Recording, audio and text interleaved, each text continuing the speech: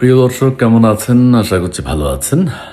নতুন একটা ভিডিওতে আপনাদের সবাইকে আমন্ত্রণ। আজকের এই ভিডিওতে আমাদের মহামান্য প্রেসিডেন্ট শাহাবুদ্দিন সাহেব সম্পর্কে কিছু কথা বলতে চাই। সেটি হচ্ছে, অন্তর্বর্তীকালীন সরকারের সময় শাহাবুদ্দিন সাহেবের আচার আচরণ দেশবাসী দেখেছে এবং অন্তর্বর্তীকালীন সরকার বা ডক্টর ইউনূসের সরকার বিদায় হওয়ার পর আমাদের মহামান্য রাষ্ট্রপতি যে কথাগুলো বলেছেন এটাও দেশবাসী শুনেছে এবং তার প্রত্যেকটি কথার মধ্যে তার নিজের ব্যক্তি স্বার্থ ছাড়া তিনি আর কোনো কথা বলেননি। রাষ্ট্র আক্রান্ত হয়েছে, রাষ্ট্র ধ্বংস হয়েছে বা আইন শৃঙ্খলার অবনতি ঘটেছে, ৩২ ভেঙেছে এবং সারা দেশে মব ভায়োলেন্স হয়েছে, এই বিষয়গুলো নিয়ে মহামান্য রাষ্ট্রপতি কোনো কথা উচ্চারণ করেননি। আপনারা একটু খেয়াল করবেন। এবং এই ভদ্রলোক যখন ইউনূস সাহেব বিদায় নিয়েছেন তখন কি বলেছে যে ডক্টর ইউনূস আমাকে ঈদের নামাজ পড়তে দেয়নি। আচ্ছা, এটা কোনো কথা? এটা কি জাতীয় সমস্যা?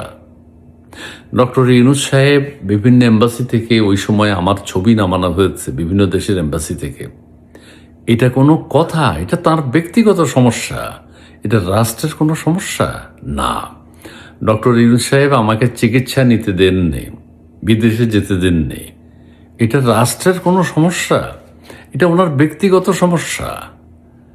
আচ্ছা, ডক্টর ইউনূস সাহেব আরও কী করেছেন? আমাকে বিদেশ ট্যুর করতে দেননি, আমি অধিবেশনে যোগ দিতে পারিনি, এটা কোনো রাষ্ট্রীয় সমস্যা না, এটা ব্যক্তিগত সমস্যা।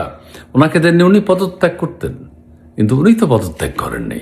এত নির্লজ্জভাবে তিনি রাষ্ট্র ক্ষমতায় ছিলেন কিভাবে? এখন যে কথাটি বলতে চাই সেটি হচ্ছে, এরকম আরো অনেক আছে। জাতীয় দিবসে ওনাকে স্বাক্ষর করতে দেয়নি, তা আপনি নির্লজ্জের মতো ক্ষমতায় ছিলেন কেন?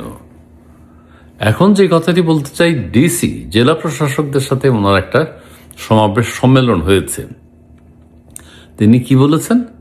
ডক্টর ইউনূসের সময় আমাকে জেলা প্রশাসকদের সাথে মিলিত হতে দেয়নি ডক্টর ইউনূস, বর্তমান সরকার দিয়েছে, বর্তমান সরকারকে ধন্যবাদ জানিয়েছেন। এটা রাষ্ট্রীয় কোনো সমস্যা? এটা জাতীয় কোনো সমস্যা? এতে কি দেশের কোনো ক্ষতি হয়েছে? হয় নাই। ঠিক আছে, ওনাকে দেওয়া উচিত ছিল, কিন্তু দেয়নি। তা আপনি পদত্যাগ করতে পারতেন, আপনি বিবৃতি দিতে পারতেন তখন, যেগুলো ঠিক হচ্ছে না। ডক্টর ইউনূস সাহেব এগুলো কি করছে আপনি সেটা বলেননি। আপনি এখন এসব কথা বলেন, কিন্তু আপনার নিজের স্বার্থ ছাড়া জাতীয় ইস্যু নিয়ে আপনাকে কোনোদিন দেশের মানুষ কথা বলতে দেয়নি। আপনি জেলা প্রশাসকদের সম্মেলনে গিয়েও এই কথাটি বলছেন, নিজের কথা বলছেন আপনি। এটা উল্লেখ করতে হবে কেন আপনাকে?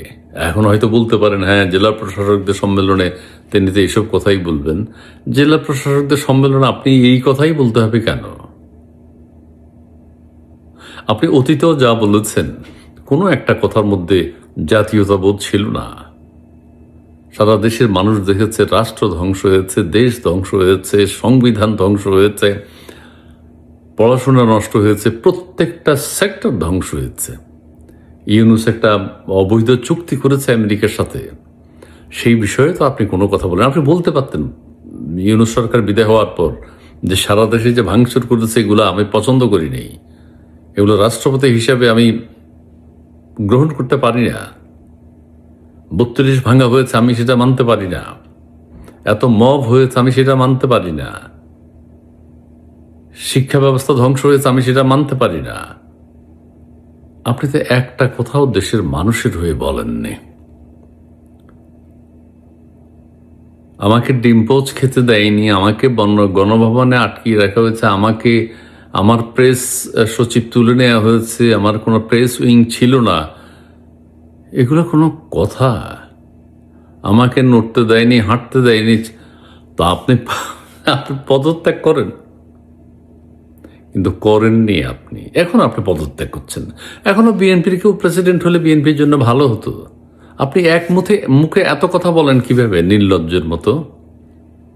আপনি এখন বলেন জিয়াউর রহমান ভালো, জিয়াউর রহমান এই সেই, জিয়াউর রহমান, হ্যাঁ, এটা বিএনপির কেউ বলুক, বিএনপির কেউ রাষ্ট্রপতি হোক।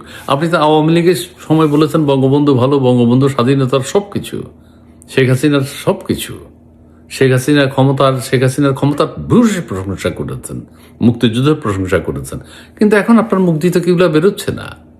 এটার একটা সুন্দর সমাধান হতো, বিএনপি সরকার ক্ষমতায় নেওয়ার পর, যেহেতু তারা ইলেক্টেড, আপনি এই নির্বাচন, অবৈধ নির্বাচনকে ভালো বলছেন, এটা এক ধরনের ভালো যে ইউনূস বিদায় হয়েছে, কিন্তু এই সময় দরকার ছিল বিএনপির নেতৃত্বাধীন, বিএনপির দলীয় একজন রাষ্ট্রপতি। আপনি বেঁচে যেতেন, আপনার সম্মান রক্ষা হতো, আপনি সম্মানিত থাকতেন। যে আওয়ামী লীগ আপনাকে প্রেসিডেন্ট বানিয়েছে, আমি সবার প্রেসিডেন্ট, সব দলের প্রেসিডেন্ট, ঠিক আছে, কিন্তু আপনি আপনার অতীত ঐতিহ্য থেকে কেন সরে গেছেন? আপনি যখন প্রেসিডেন্ট হলেন তখন আপনি বঙ্গবন্ধুর এত প্রশংসা করলেন কেন? শেখ হাসিনার এত প্রশংসা করলেন কেন? তার মানে মিথ্যা কথা বলেছেন। হয় এখন মিথ্যা কথা বলছেন, অথবা শেখ হাসিনার সময় মিথ্যা কথা বলেছেন। তা একজন মিথ্যাবাদী তো আমাদের রাষ্ট্রপতি হতে পারে না, একজন মিথ্যাবাদী তো রাষ্ট্রের এক নম্বর ব্যক্তি হতে পারে না। আপনাকে ঈদের নামাজ পড়তে দেয়নি, এটা কি জাতীয় কোনো ইস্যু?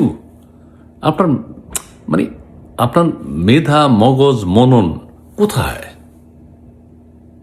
দেশে এত বড় ধ্বংসযজ্ঞ হলো, এত ছাড়খাড় হলো, এত নিষ্ঠুরতা হলো, এত বর্বরতা হইল, ইউনূস সাহেব আপনার সামনে এগুলো সব করে গেছেন, ইউনূসের উপদেষ্টারা সব করে গেছে, আপনি বঙ্গভবনের ডিম পোচ খেয়েছেন।